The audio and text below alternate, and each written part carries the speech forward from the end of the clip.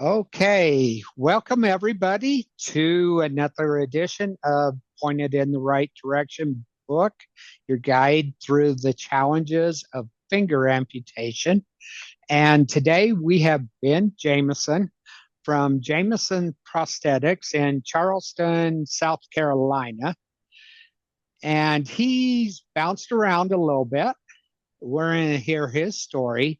And then we're going to probably kind of just sit back and have a chat both ways because he says, you know, his focus or what he really wants to focus on is the finger partial hand prosthetics. And so I welcome that. I'm out looking for these individuals because we are the lost kids, as I call us, that everyone, you know, it's not a big deal. It's only a couple of fingers, get on with life. And yeah, of course, they all have 10 fingers when they're saying that too. So, welcome, Ben, and let's hear your story here. How'd you get started? Yeah, thanks, Jeff, for having me. It's been great just chatting with you the couple times we've chatted before. Yeah. This meeting here, but yeah, just about me. I've been in the field, I guess 7 or 8 years ish, I would say. My story on how I got involved in prosthetics is my sister is an occupational therapist, which I was thinking about that today when I was kind of thinking about how I was going to describe my journey to you. And I was thinking in retrospect, like I never connected the OT factor to how my interest would turn into more directed towards upper limb and partial hand. Interesting to think about that. But anyway, my sister's an OT, and that got me interested in healthcare in general. So I started going to school in college for physical therapy. I studied kinesiology, clinical exercise physiology, and as I kind of got into college and during kind of those mandatory shadowing hours in PT clinics, no offense to any PTs, but I just kind of saw some little old ladies on cycle ergometers and people doing some, stretches. And I said, man, this is it. I wonder what else is out there. And I kind of felt stuck. I didn't know what else I could do with kinesiology. But anyway, my sister Kate, she encouraged me to shadow a prosthetist up in Tupelo, Mississippi. I'm from Northeast Mississippi, so I went and shadowed John Buchanan, an incredibly talented prosthetist up at Hanger Clinic in Tupelo. And man, I fell in love with it ever since I walked in the doors of that clinic. I grew up as a working on a family farm, kind of swinging a hammer and building fences and driving tractors and working with my hands.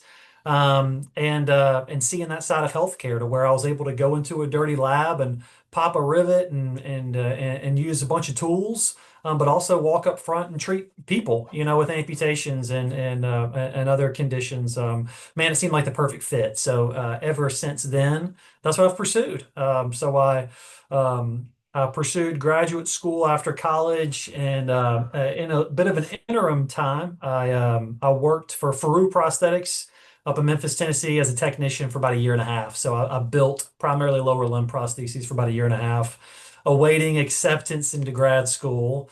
And then got in at University of Pittsburgh. So moved up to Pittsburgh. I graduated there, I think, in 19. Did residency back in Mississippi and Jackson, Mississippi at Buckner Prosthetics, a great private clinic there. Met some lifelong friends and mentors there. Um, after residency, traveled out to Oklahoma City where I worked for Martin Bionics for ballpark 6 months or so, until I kind of got a fire up under me to start my own clinic. And ever since then, I've been in Charleston, South Carolina, and Jameson Prosthetics just turned 3 in April. So I'm trying to actually decide when I'm calling it my anniversary. It's either April or July. July is when I saw my first patient. So ballpark 3 years in Charleston. But that's kind of my quick and dirty O&P journey. So you didn't open the door and they just came flooding in. Yeah, believe it or not. Yeah, believe it or not, it takes a little bit more work than that. But yeah, we've been lucky though. We've been really blessed to have some people flowing in the doors and meeting a lot of good people and educating folks on, what we'll talk about today, more and more about upper extremity and partial hand prosthetics. So that's really opened the doors too. And, that kind of leads into a few questions and part of our discussion that I want to address. One of the reasons I wrote my book was on the back cover, that's me laying in the hospital bed at the University of Utah Hospital. Almost, it'll be 9 years in July. And other than family and friends, no one came to see me. Here I was missing 60% of my hand, being the husband, the father, the breadwinner, wondering what the heck life's going to be like going forward. Am I going to be able to support my family or any of that stuff? And I'll lump them into just medical providers. And, there are cheerleaders or support for a lot of times. And, they have 10 fingers, two hands, and oh, you'll get through this. Yeah, it's a little bit of a struggle, but you'll get through this. And you just don't, until you learn what those struggles are, you just don't understand those. Interesting, and kind of the same thing. I listened to a podcast last night that Hands in Motion, I think it's called. It's the Hand Therapists Association podcast.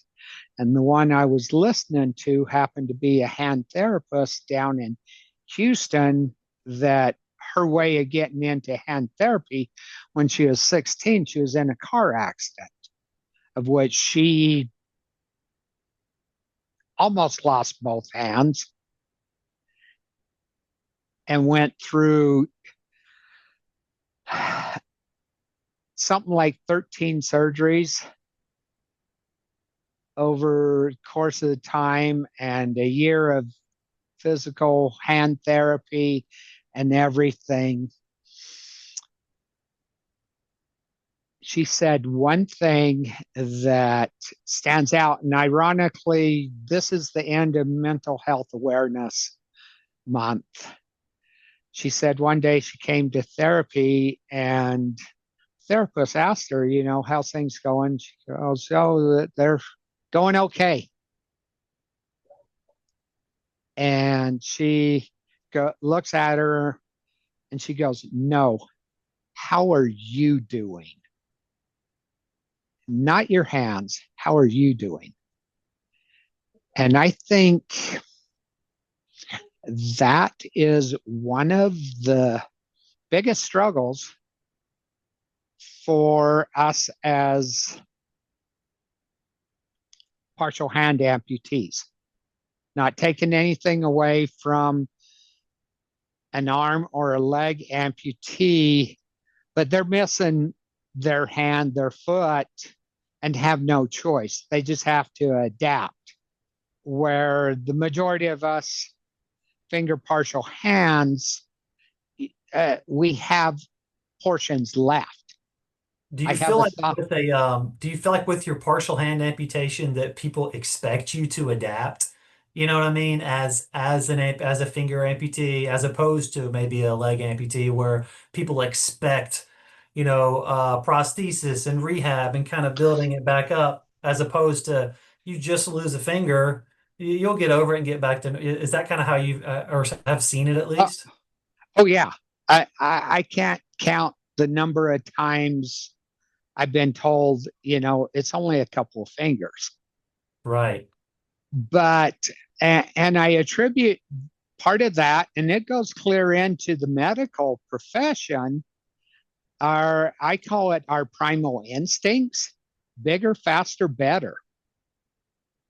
And we look at size about everything, which is another thing. So, on a total body impairment rating, a full leg amputation is 40% total body impairment.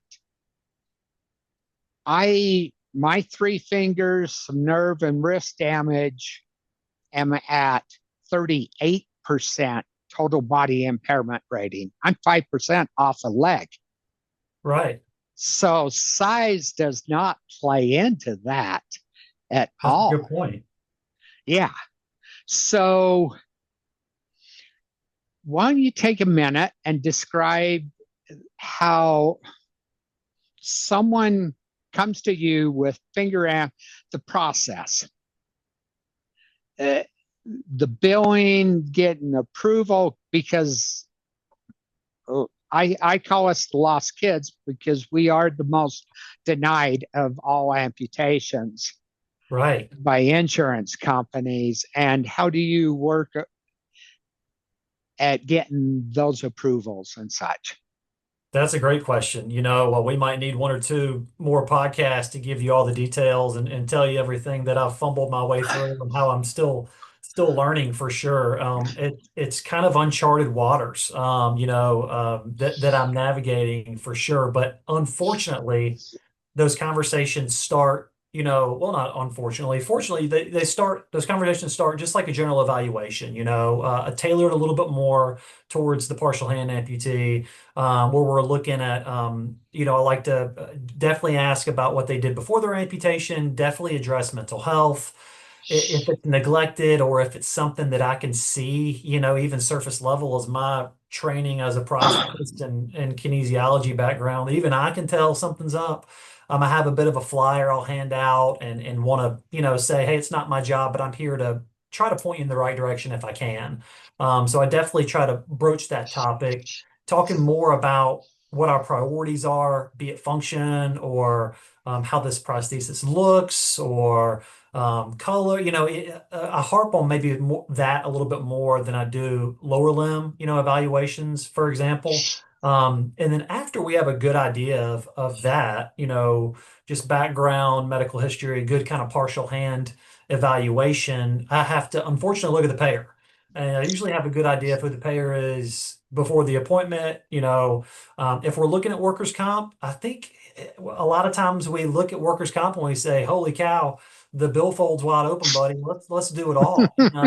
But I've been fortunate to be able to provide, even partial hand amputees, two or three, prostheses, activity specific and something like what you have and maybe some others. But I've also had workers' comp straight up look at a finger amputee and say, there's no research. I'm not covering it, case closed. So it kind of goes both ways for workers' comp, at least in my experience. And then I'm looking at also specifically my area, Blue Cross payer is going to be notoriously difficult to work with. And unfortunately, in the policies that are floating around here, they have pretty clearly stated that partial hand prostheses are not covered, or if they are, it's the bare minimum. What is the bare minimum? And oftentimes what that looks like is going to be more of a passive functional silicone prosthesis that I'll work up, or build in my clinic, either build as existing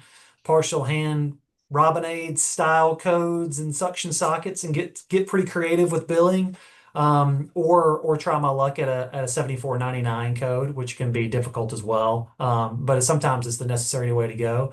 And long story short, man, it is just totally dependent on the payer. I think it's so important to have conversations about level, and I think that's really interesting. But I think the most frustrating thing for me as a prosthetist and someone who loves doing this is being so hamstrung by payer. But I guess the good news at the end of the day is, like we've spoken about before, there's some light at the end of the tunnel with the stuff that Chris Bashuk and the Upper Limb Society and the Academy is doing, working together to get some of these new codes revised and approved through Medicare, which is big time. But that's generally what it looks like. Is I'll evaluate this patient. I'll say, great, this is what I think we can get done. This is kind of what's realistic. Here's some examples. I try to keep some examples in office and let people touch and feel and get an idea, at least show some photos and videos. And then yeah, we'll have a conversation, via payer. That in my experience, this is what I think we can do, or this is what likely will be covered. And if they're interested, always we'll provide them a cash pay price, but always like to preface it and say a lot of these things are as much as a car. Sometimes they cost as much as a car or a good used car even. So anyway, yeah, that's kind of what it looks like. Those initial conversations with my patients, partial hand patients. And yeah, that's the truth. I count my blessings every day and the fact that I am a workers' comp case and they've paid, you know, most every one of my bills without any hassle. Occasionally there's a little hiccup, but because of that, my heart bleeds for all the other individuals that I talk to around the world, even that are denied. Because again, until you're living this way, you have no clue what the struggles are. And I think our struggles, the biggest part of our struggles are a leg or arm amputee. They're missing their foot, their hand, and they have no choice in the matter. Us finger partial hands, every one of us is different. And the percentages of limb difference and such is different. But we're still trying to do everything the way we did it before our accident, the trauma, whatever the case be. So it becomes such a mental struggle.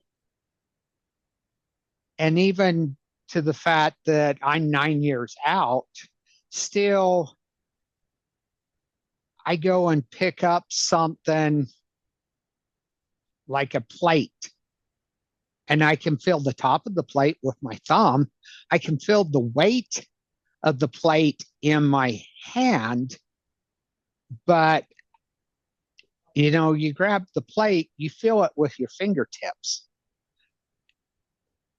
and everything, and you can tell, the position of the Right. plate and everything. And I don't have that. So then I Right. have to rely on other sensations, mainly sight. So all the time, I call it monkey brain, or the mean squirrel. Because you're going from subconscious to conscious all the time, back and forth, trying to navigate each and every day the tasks that you're doing all day long. And that Right. is just so mentally taxing on us individuals. And the medical profession doesn't even realize all of that. It's interesting. Here in a couple of weeks, I'll be speaking at Rocky Mountain University to their OT students. I do that yearly. And as I've gone around talking and stuff, I've created some scenarios where I can put the individuals somewhat in my world. Tape up 3 fingers on their dominant hand, and then I give them tasks to do. And last year, after I spoke, one of the professors there happens to be a CHT and therapist also. And she came up to me and she goes, you really opened my eyes to things that are overlooked big time. And so that's, again, a reason for the book, a reason for discussions with individuals like you, because another one of the stories I hear is the single partial hand prostitutes are very few, select across the United States, but you're trained in all disciplines when you go to school. And I've heard too many stories of an individual just going into a prosthetic clinic and the guy sees them coming through the door and he's like, all right, here's my partial hand. Never done one before, but this is my home run. I'm going to knock it out of the park here, and sells them. Oh, I can get you the Cadillac, and no discussion whatsoever up front about the obstacles, because they probably don't realize all the obstacles there are in the billing, coding, and everything for finger partial hands. And then a couple of months down the road, he gives them the call and says, "Oh, sorry, I can't help you unless you're paying out of pocket. They denied you." Right. And then I get the phone call and I'm trying to pick up the pieces for them because they had this Cadillac they were sold on, Yeah. and the carpet got yanked out from underneath them. I mean, that's the worst, and I can definitely see how that could happen, or it does happen, and it's happened to me before for sure. I think what's interesting to think about is I don't know where I read this recently, but as far as payers, I feel like they're kind of quickly villainized. I think especially for me and like my office when we're kind of casually talking about insurance, they're kind of the enemy, right? It's like, dang, United denied this again, or dang, Medicare denied this for this guy's partial hand prosthesis. Like, what are they thinking? Are they dumb? Do they not know? And I actually got off a appeal call with Medicaid recently in South Carolina for a bilateral partial hand amputee, and he said pretty frankly, the medical director said, "I've never seen anything coded like this before, man. I don't even know what I'm looking at. I have photos in my chart so he can see the patient's Yeah. presentation, but he said I don't know, and I said, hey, that's fair, and I think what we have to maybe kind of shift mindset, at least definitely if you want to be able to provide partial hand prostheses, is you got to kind of shift that enemy mindset to unfortunately, or however you want to look at this, they're part of the team. They're a part of the whole process that you kind of have to take a real patient, look at, and at the end of the day, I guess if they deny everything, even though you explain everything well and provide them everything to them that they need, if they're still laying down the hammer and saying no, then I can rally behind you and call the enemy. But I think initially we have to kind of look at them as a part of the team that take that education. And I think, like you said, what you're doing is what it takes. Having these conversations and writing the book and speaking to therapists and having people tie their fingers up. And I mean, I had to tell this guy, the medical director of Medicaid, on the phone, my patient can't scratch an inch on his head. I wish I would have talked to you before, because I would have said, hey, let's uh, ball up your fingers in a fist and do your best to wash your hair. See how that goes for you, or wipe yourself. Have you ever thought about trying to do that? So I think I'm looking forward to quite literally taking a page out of your book and using it to describe these situations to people. And that's just it. So I semi-retired in January because I turned 62. I took the out there, but shifted to follow my passion, because that's another thing. I'm trying to get out to the insurance companies to do lunch and learns and teach them. And, there is no book out there on life and how to navigate it and everything. Back to I have my accident, I get out of the hospital, I start healing up. And I was at the gym about 4 weeks after my accident because I was trying to see what I could still do and everything. And on my side, it's been a little bit of a learning curve because I was physical mechanic, machinist at a refinery. And a few years ago, I was changing the brakes on my truck. One side wasn't so bad, but the other side was like standing on my head backwards. And I'm in places straining and stuff. And I tear my rotator cuff on my good side. And I try and self rehab for a little bit and stuff. And it's just not getting better. And I go in and see an orthopedic surgeon and goes, yeah, we need to go in and do some surgery. And I go, okay. That's when things started getting real for me because there was a period of time that I was down to 2 fingers. And let's get down and dirty in that fact of, yeah, try wiping yourself every day with your fist. Right. It just doesn't happen.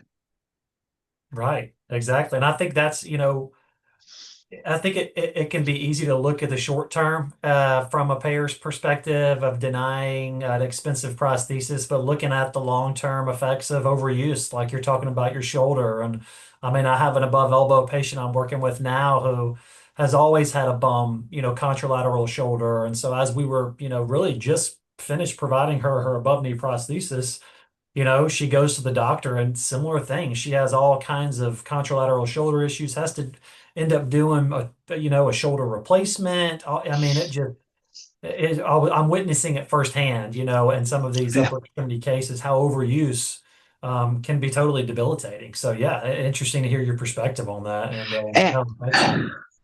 and that's another thing. I've done a lot of physical therapy, and the doctors, the therapists, and such, they're with us for a period of time. And I think one of the flaws we have is they get a false sense of security. They get us to a level and send us out the door and don't see us again. And just assume that life is good, of which this is something, a few things that, again, I've learned along my journey and stuff. So I offload to one side. And so all of a sudden, I'm messing with my muscular skeleton all the way to my feet, Right. because one thing affects the opposite on the next joint and just zigzags through and start having those challenges. We need to look long range. And I have started throwing this gauntlet out to everybody I come across on medical side of things, again, lumping, because there's no long-term studies on us finger partial hands. They Do you do it think, on, yeah, Do you think that what about your gait? I feel like I was watching or listening to a podcast or read something not long ago that was talking about upper extremity amputees and how it affects their gait. Do you feel like as a partial hand amputee that your gait has been affected? You walking, you mentioned kind of being off kilter and affecting you down to your feet. What do you think? well, if you don't become focused on that aspect and you're always offloading, yes, over time, it's then just go down the chain and Right. show up in other areas. I have tried to focus on things and um, look at things different. I'm trying to get a lot more mobile and function. Well, one thing that I've learned, you wake up in the morning and you got that little kink in your foot when you get out of bed and you have no reason for it, but old age and you're limping all day and you start favoring it and stuff, and before long it's your knee and your hip and it's a weak and stuff. Well, I found on those days when that happened, I practiced my runway walk and got very slow and specific, making sure that I was putting full weight, full range of motion into my ankles and foot all day long. What about your arms swinging through, Jeff, as you're walking? Has that changed, as you would casually swing your arm through, has that changed since you've become an amputee? I want to say it slowed initially, protective mode and stuff like that. That's what I was thinking. I don't have any evidence or haven't read anything, but I think through after reading or listening to that thing that I was telling you about, how upper extremity amputees can, maybe foresee a change in gait. I'm thinking of a just mental picture of a partial hand amputee non-user who has, which is basically the majority of my partial hand amputees, this hypersensitive residual hand or residual finger. They don't want to swing it and bump into something. They don't want to swing it and grab a doorknob. So all of a sudden we're kind of locking it to our side or sticking it in our pocket, and that definitely affects how you're walking and moving, down the road long term. Yes, I agree wholeheartedly. So before my accident, I was CrossFitting at 5 days a week minimum. And then my accident happens. I have 8-month recovery and stuff. I'm going to the gym, but I'm adapting everything. I mean, I'm starting out on an exercise bike, just sitting there pedaling and stuff. But yeah, it limited what I did with my right hand, which, one of the CrossFit things is burpees. Right. And I would fall to the ground before the accident. I don't fall to the ground anymore. I'm a That's fish out of interesting. water trying to get to the ground I anymore. just saw a patient last week who was actually a prisoner, and he lost part of his thumb right at the IP joint. And same thing. We were talking, and one of my prompts on my eval is, what about exercise? What do you do for exercise? What did you do before? And he's like, well, I can't exercise anymore. And I was kind of thinking my way through it. And he said, well, push-ups. I'm in the prison, man. We're doing push-ups. We're doing pull-ups. Even getting up from his floor bunk. His bunk is on the floor for some reason. Doing this with his Yeah. hands has totally changed, what he's used to doing. It's like you said, well described that, a fish out of water or a flopping fish having to find a new strategy to get up, when you're so used to jumping and using your hands. I can imagine that. Yes. So that's a lead me to something in socket designs.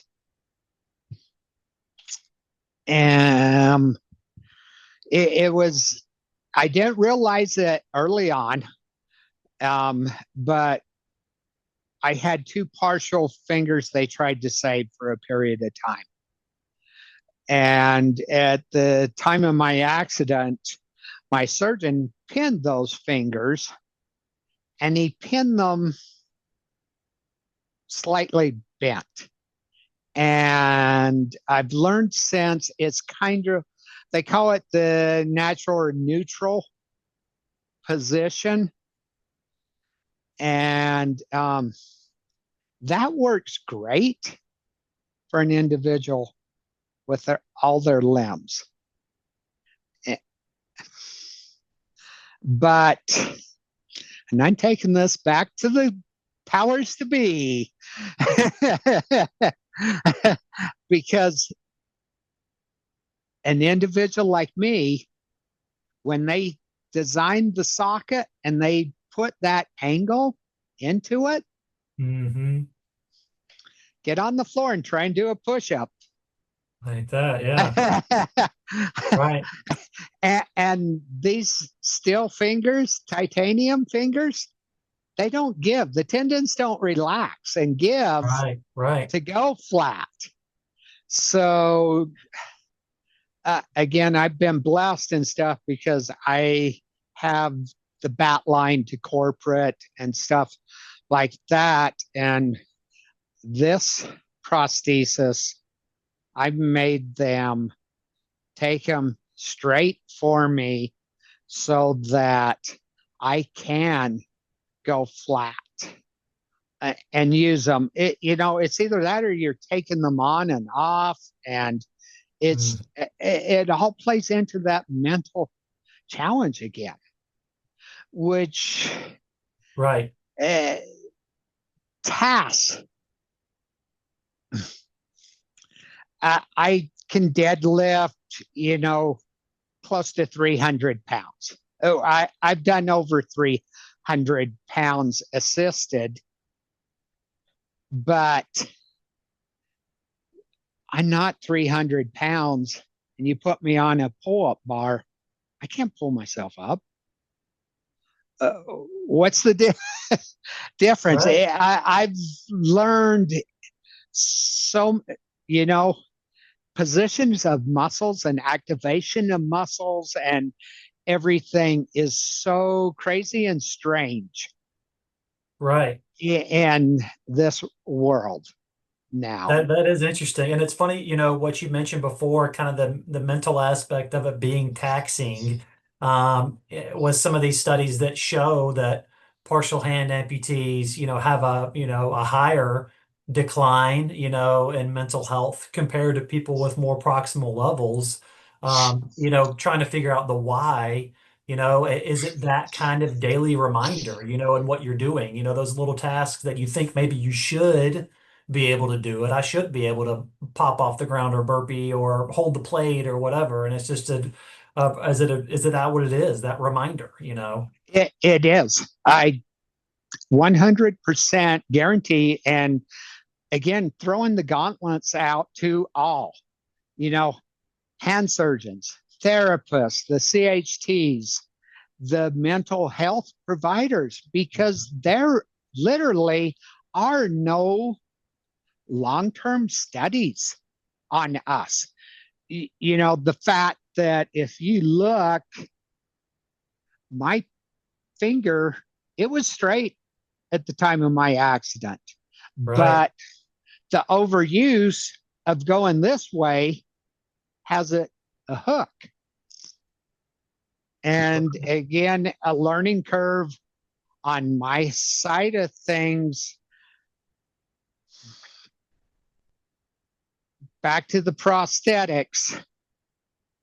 You won't get me into a carbon fabricated prosthesis again. They're big, they're bulky, they're loose and goosey. This fits like a glove. The hand versus an arm and a leg again moves in so many different directions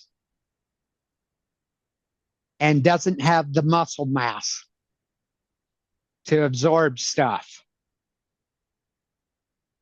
This prosthesis right here feels like I'm wearing a cast with fingers attached to it. This prosthesis here feels like I'm wearing a glove that's made for my hand, and it has become a part of my body I mean, I can sit and carry on conversations, talk to individuals and everything, and pick up stuff, pre sizing without looking for the most part, and I'll take and get it too tight, and without thinking about it, it's open again. I'll get it close and back to grabbing it. This has given me so much freedom again. Is the socket, what material is your socket made out of? I know it's 3D printed. Do you know what material it is? Um, what is it? Is it MJF? PK11. Okay, okay, got it. I think that's what it is. Okay, I'm trying to learn, but also it's so cool in the fact that once this is made and the file is made, I've had individuals that are trying new materials, wanting to see how they work and stuff, and they'll respond to Chris and ask him to send my file to them, and they'll print something out and mail it to me and say, hey, run this through the gamut. Let's see how it works. What do you think about it? And everything. And that is so cool. that is cool. I was talking to someone at the Point Designs booth at the Academy meeting. Are you familiar or do you know, just curious, is anybody using the mounting hardware and embedding it in silicone? You know what I mean? To where the digit in lieu of a frame is just a silicone socket, you know?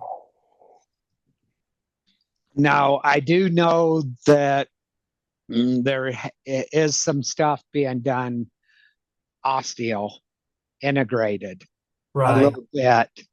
There, it's not out. There's few individuals with that type of stuff, but very few. right. Most are military individuals. The one thing I've seen is weight plays a factor. Um, I had um, this prosthesis here. I was doing kettlebell carries, farmer carries with weight, and didn't have a strap on it originally. And it would pull off my hand because the silicone would stretch enough under weight. So Okay, that's one thing I would be concerned about a little bit there. right. Um, but it, also the way that they mount from the carbon fabricated to the 3D printed ones, they use a different mounting hardware, which Okay, has allowed to bring things down closer, because that's another struggle is I got fingers on opposite sides, one being the thumb, but trying to get alignment of three mechanicals to one natural where they work together as much as possible. I know a lot of surgeons, if they are well versed in the prosthesis side of things, like to cut back through the metacarpal to get the alignment a little bit better. I have mixed emotions. All mine are separated at the joint. right. Alignment's off a little bit, but I think I'm going to have less long term issues down the road. Body's designed to heal itself, and cutting into the bone and stuff. My thoughts there is over long term. body's going to be trying to heal that cut in, and there'll be a higher likelihood to get bone spurs and stuff like that. Sure, sure. Leave those alone and go through the joint if you can. What Yeah. about just curious, you mentioned a few times about your alignment. You know, your digital alignment, you've kind of gone through a pre-flex position, this kind of more extended position. That's something that I've found kind of working my way through my first cases.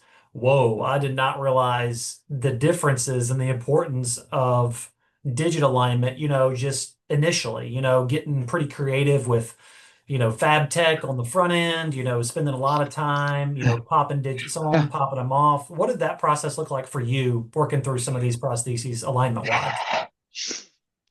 Well, I think that's um, I'll hit on it, and then because of time, we're gonna have to cut off, and we're gonna do a two or a three part here because Sure. we're really starting to dive into things.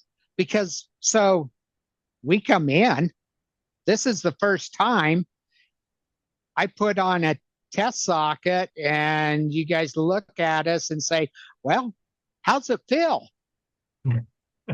Well, how's it supposed to feel? I feel like I got a cast on my hand. We have no clue, Right, you right, know? And then uh, I know with legs, the you guys spend a lot of time with them, teaching them to walk and everything. I didn't get a lot. You know, we sat around for an hour picking up stuff in the shop, seeing how it right. fit and stuff. And then they say, "See ya, go live life." And Yeah, that's what a lot of it has been is just go live life. Clear back to my hand surgeon. They just throw us to the wind right, right. and say, go live life.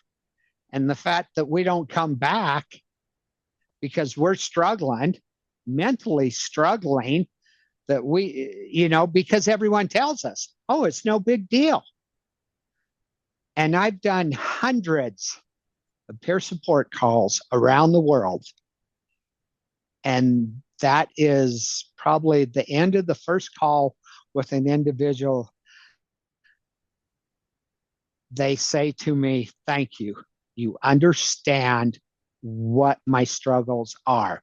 No one gets it. You know how many times I've gotten a text from an individual and they just say they don't get it. Do you got time to talk?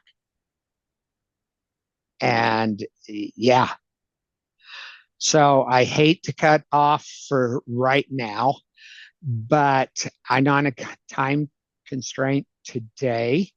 We're in set up a time to carry this on, start putting those questions and thoughts together to Yes. carry this subject on. And it's going to be two or three parts to it. I can tell That right sounds now. good.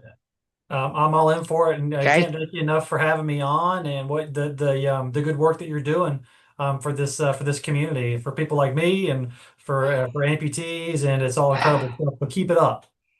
Yeah. And it's mutual coming from me because if it wasn't for you, I wouldn't be where I am today, so Sure, to speak. sure, God, of course, Okay. sounds good. Well, So, have a great day, and thanks again for having me. Let's do it again soon. okay. Thank you. Okay, all right. See you, Jeff. See ya.